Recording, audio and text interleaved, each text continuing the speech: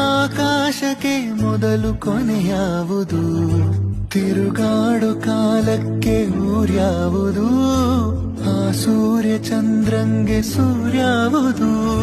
ಭರವಸೆಯು ಬೆನ್ನಿಂದೆ ಬೆರಗೊಂದೆ ಕಣ್ಮುಂದೆ ಹೆಗಲೇರಿದೆ ನಾಳೆಯೂ.